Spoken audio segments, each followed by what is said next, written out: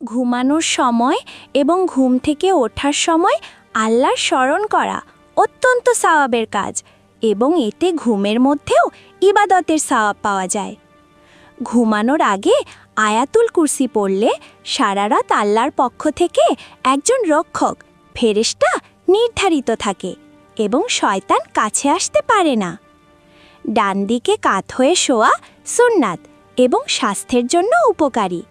শোয়ার সময় নিজের ডান হাত গালের নিচে ঘুমানোর চেষ্টা করা। ঘুমের আগে এই দোয়াটি পড়ে নেব বন্ধুরা।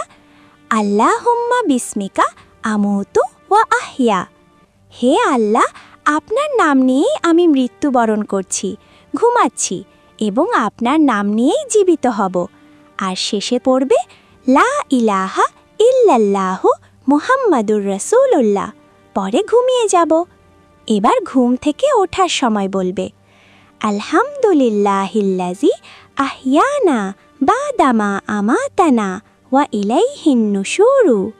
সকল প্রশংসা আল্লাহর জন্য, যিনি আমাদের মৃত্যুর ঘুমের পর পুনরায় জীবিত করেছেন এবং তার দিকেই আমাদের ফিরে যেতে হবে। আর শেষে পড়বে লা ইলাহা ইল্লাল্লাহু মুহাম্মাদুর রাসূলুল্লাহ। আমি উঠে পড়ব, ঠিক আছে তো ছোট্ট বন্ধুরা? ঘুমানো কেবল শারীরিক বিশ্রাম নয়, বরং এটি একটি ইবাদত হতে পারে যদি আমি সুন্নাত মেনে ঘুমাতে পারি। এরপর বন্ধুরা আমি ব্রাশ করব, ফ্রেশ হব, তারপরে মুখটা ধুয়ে তোয়ালে দিয়ে মুখটা মুছে নেব। এরপরে একটু পানি খাবো, তারপর আম্মুর সাথে খাবার খাবো। দুষ্টুমি করব না, আম্মু কষ্ট পাবে এমন কোনো কাজ আমি করব না, ঠিক আছে ছোট্ট বন্ধুরা?